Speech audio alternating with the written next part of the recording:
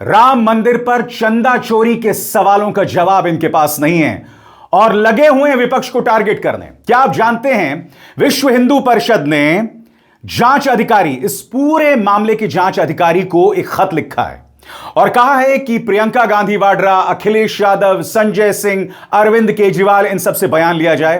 राम गोपाल यादव, जिन्होंने 20,000 करोड़ के घोटाले का दावा किया है, उनके बयान लिए जाएं। मैं ये नहीं कहता हूं कि विश्व हिंदू परिषद पर यह कहावत लागू होती है, मगर आपने कहावत सुनी होगी, एक तो चोरी, ऊपर से सही सुना आपने, सीना जोरी। मैं ये नहीं कह रहा हूं कि वीएचपी पर लागू होती है, मगर क्या विश्व हिंदू परिषद को शर्म आती है? इतना बड़ा मामला हो गया, आपसे जुड़े लोग इसमें शामिल पाए जा रहे हैं। इस मुद्दे पर भारतीय जनता पार्टी को कटघरे में खड़ा करने के बजाय, चंपत राय को या उससे सीधे और गंभीर सवाल पूछने के बजाय आप विपक्ष को टारगेट कर रहे हैं। शर्म आपको मगर आती नहीं। और सबसे शॉकिंग दोस्तों, आपके स्क्रीन पर यह है मोहन भागवत। राम मंदिर चंदा चोरी में मोहन भागवत ने लगातार दूसरे दिन कहा है कि मैं कुछ नहीं बोलूंगा, जो बोलना है दत्तात्रेय होसबोले बोल चुके हैं। कल क्या कहा था याद है ना आपको?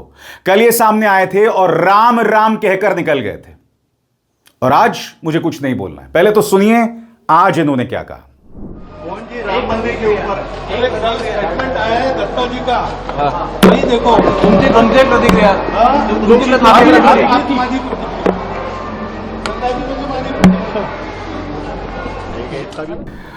मैं फिर आपसे सवाल पूछना चाहता हूं, क्या यह इतना आसान मामला है जिससे मोहन भागवत बचकर निकल जाएं?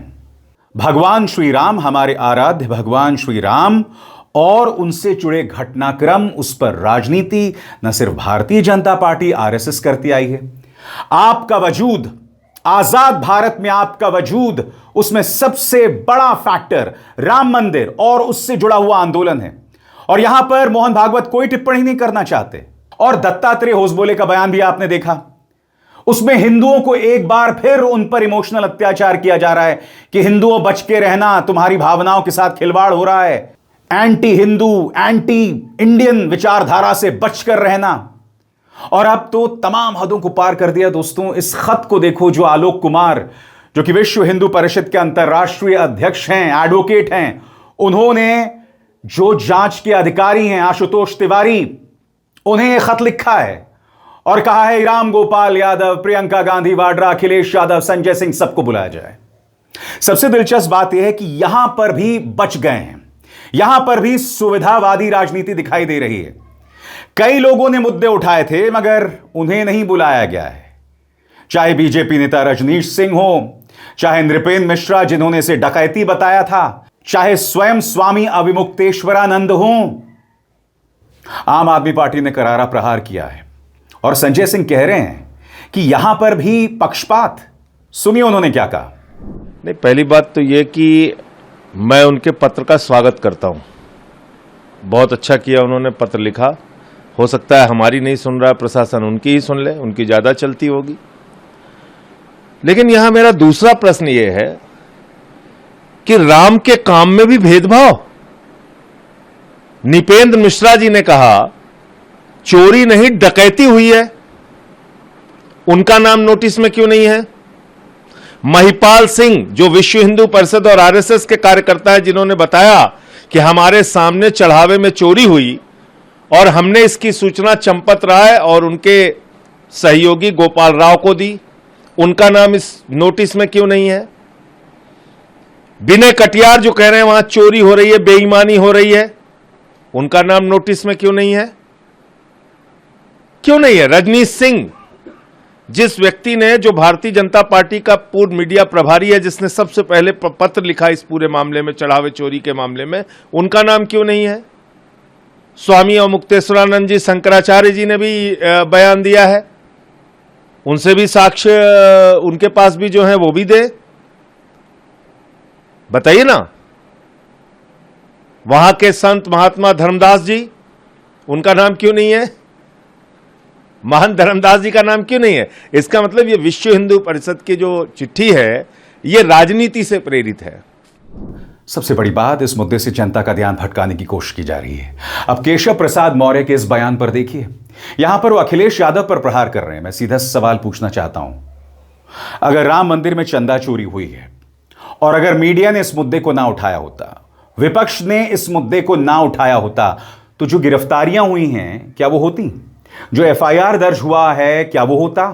क्या जो एसआईटी का गठन हुआ है क्या वो होता? बिल्कुल नहीं होता, क्योंकि आप जानते हैं अब भी इनकी सीना जोरी बदस्तूर बनी हुई है। गौर फरमाइए केशव प्रसाद मौर्य क्या कहते हैं। भगवान श्री राम मंदिर में चढ़ावे को लेकर सरकार और ट्रस्ट दोनों की तरफ से निरंतर जांच प्रक्रिया जारी है, कुछ भी छिपाया नहीं जा रहा। ऐसे में समाजवादी पार्टी बहादुर श्री अखिलेश यादव अपनी ओछी राजनीति के चलते लगातार श्री राम मंदिर पर भ्रामक और मनगढ़ंत बयानबाजी करने से बाज नहीं आ रहे। प्रभु श्री राम के नाम पर राजनीति नहीं बल्कि सत्यनिष्ठा और जवाबदेही की जरूरत है। सपा शासनकाल में निहत्थे राम भक्तों का खून बहा था, सपा बहादुर को उसे भी याद रखना चाहिए। मैं पूछना चाहता हूं कि यहां पर जिन दो शब्दों का आपने इस्तेमाल किया, सत्यनिष्ठा और जवाबदेही, कहां है? कहां है सत्यनिष्ठा? इंतजार कीजिएगा, मैं आपके सामने चंपत राय के कुछ झूठ भी पेश करूंगा। उनके पुराने बयान आए हैं जो उन्हें आईना दिखा रहे हैं और उन्हें बुरी तरह से एक्सपोज कर रहे हैं। समाजवादी पार्टी के नेता पवन पांडे ने करारा प्रहार किया है। उन्होंने कहा कि अखिलेश यादव मुद्दे उठा रहे हैं तो मिर्ची काहे लग रही है। सुना जाए। मैं देख रहा हूं कुछ लोग सोशल मीडिया पर बहुत बिलबिला रहे हैं, बहुत तकलीफ है। उन्हें तकलीफ किस बात की है कि उनकी चढ़ावा चोरी को, उनकी डकैती को आदरणीय अखिलेश यादव जी ने खोल दिया। अरे समाजवादी पार्टी के राष्ट्रीय अध्यक्ष ने इनकी चोरी पकड़ ली, इनकी डकैती खोल दी। बहुत तकलीफ है, छाती पीट रहे हैं, रो रहे हैं। ऐसा छाती पीट रहे हैं कि लग रहा है जैसे कोई बड़ी घटना उनके घर में हो गई हो। अरे अपने जरा अंतरात्मा से पूछो कि जब चढ़ावा चोरी की, डकैती की, राम भगवान के चढ़ावे को चोरी किया, लूटा आपके लोगों ने और खोल दिया अखिलेश यादव जी ने, तो पेट में इतना दर्द क्यों है? बिलबिला क्यों रहे हो?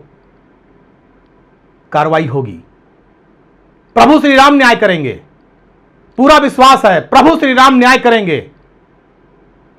भगवान की लाठी में आवाज नहीं होती, और ये डकैती और चोरी अगर खुली है तो प्रभु श्री राम के आशीर्वाद से खुली है, और प्रभु श्री राम ही इन डकैतों को, चोरों को, चक्कों को सजा देंगे।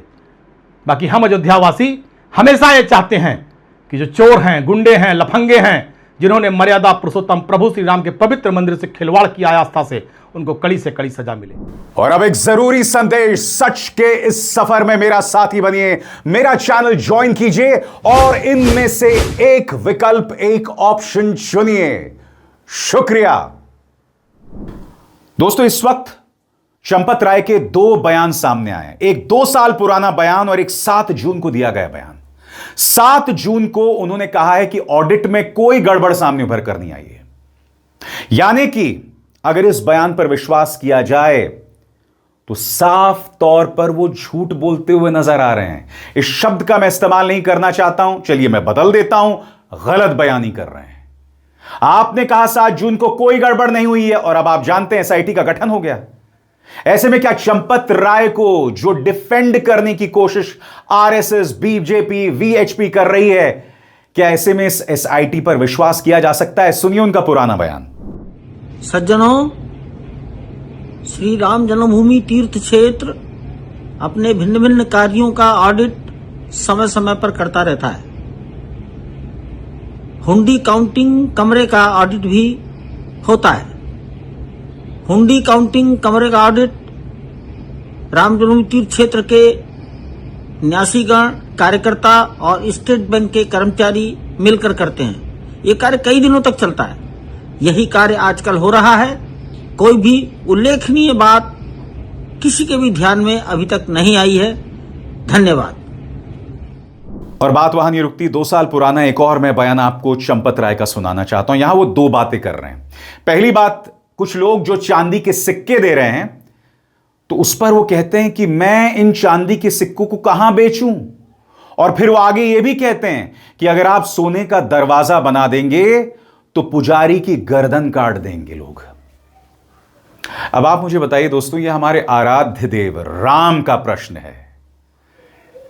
उस वक्त भी ये व्यक्ति कह रहा था कि भाई पुजारी की गर्दन काट देंगे। अरे भाई, सुरक्षा नाम की, सिक्योरिटी नाम की कोई चीज होती है या नहीं?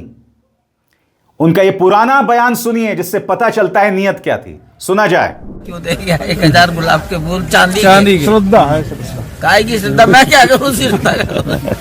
चांदी के फूल हैं 1000, जी तो मैं क्या बेचूं? नहीं फिर क्या करूं? आप ही सोच कर बताओ। ईश्वर प्रेरणा से कहीं ना कहीं उसको भी स्थान मिलेगा। क्या मिलेगा? सर अयोध्या धाम में आके हम लोग धन्य हो गए, बस इतना हम लोगों ने मनाया। अयोध्या में गर्दन काट के पैसा ले लेते।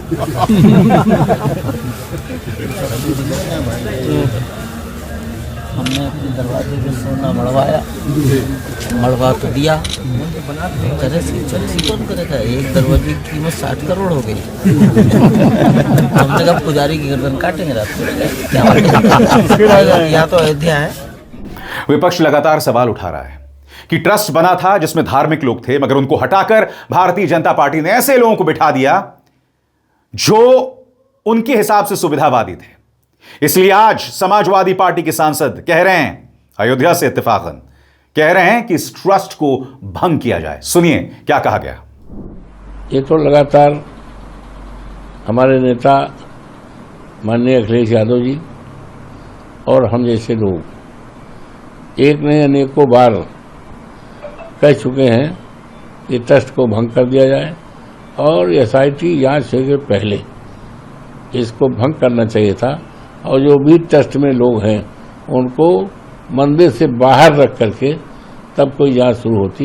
ये तो हमारे नेता लगातार बोल रहे हैं, हम वहाँ सांसद के नाते, चौकीदार के नाते हम बोल रहे हैं, तो हम लोग तो बोल ही रहे हैं। सबसे बड़ी बात दोस्तों, प्रधानमंत्री नरेंद्र मोदी अब भी खामोश हैं। कल उनके पास मौका था, वो रूबरू हुए थे, वो एक और जगह पहुंचे थे, एक बार फिर उनके सामने मंच था, मगर वहां पर भी राम मंदिर में जो चंदा चोरी हुई उस पर खामोशी बनाए रखी। इससे बड़ी त्रासदी क्या हो सकती है? राम के नाम पर जब राम मंदिर का उद्घाटन हुआ था तो सारे कैमराज आप पर थे मोदी जी, मगर आज जब इस मुद्दे पर बात करने की बारी आई, आपने खामोशी बनाई हुई है।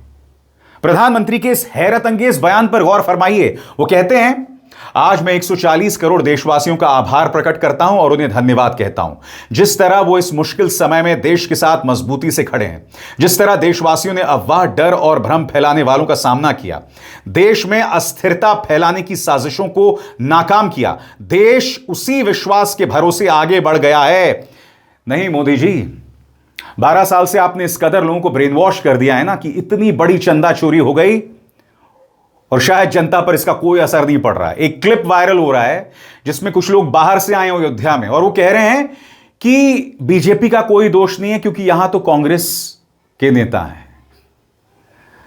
आप जानते हैं दोस्तों, राज्य में किसकी सरकार है? कांग्रेस की नहीं है, ना समाजवादी पार्टी की है। केंद्र में किसकी सरकार है? जो पूरा ट्रस्ट था उसमें जो लोग बैठे हुए किसके लोग हैं?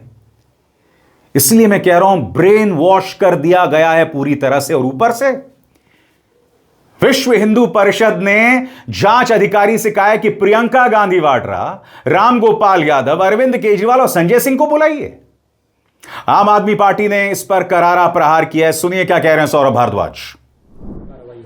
देखिए, इससे ये बात साफ है कि विश्व हिंदू परिषद को बहुत परेशानी है कि चंदा चोरी की बात आज पूरे देश में की जा रही है।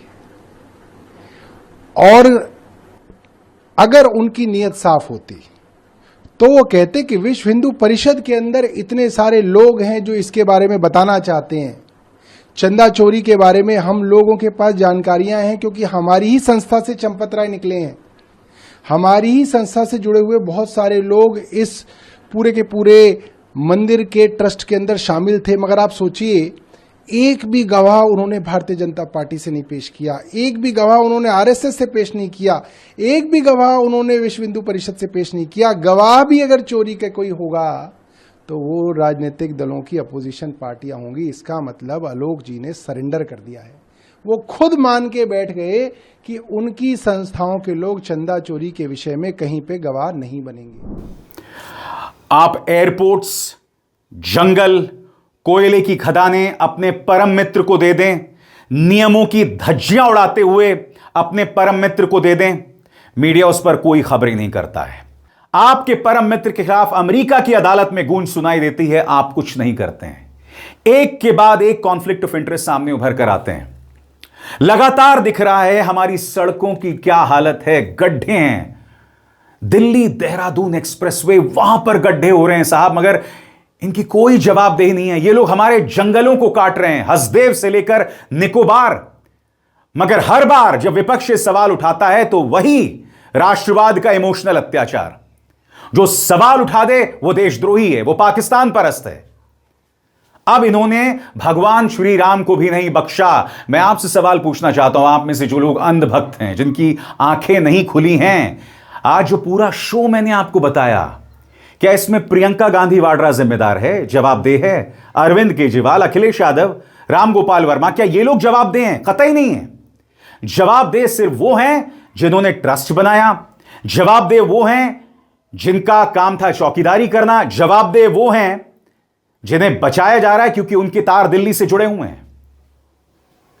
और हकीकत यह भी है दोस्तों, ये जो एसआईटी का गठन हुआ है, आप जानते हैं इसका कुछ नहीं होने वाला है। 2027 में उत्तर प्रदेश के चुनाव हैं, उससे पहले एसआईटी की जांच के नतीजे आ जाएंगे। जो छुटभैया नेता हैं उन पर कार्रवाई हो जाएगी, कह दिया जाएगा साहब इनकी मिली भगत थी, और बड़ी मछलियों यानी शार्क्स को बचा लिया जाएगा। और आप और हम घर में बैठकर भजन करेंगे, राम नाम भजन करेंगे। और एक बार फिर धर्म के नाम पर, श्री राम के नाम पर ये लोग हमें मूर्ख बनाते रहेंगे राजनीतिक तौर पर। इस तरह से इन्होंने लोकतंत्र को तार तार कर दिया। और उससे भी बड़ी बात, हमारा जो मानसिक सर्किट है ना, दिमागी सर्किट, दिमागी संतुलन, उसे तबाह कर दिया है। मगर इस मंच पर हम इन लोगों को बचने का कोई मौका नहीं देते। सवाल करते हैं, डंके की चोट पर सवाल करते हैं। अभिसार शर्मा को दीजिए इजाजत। नमस्कार।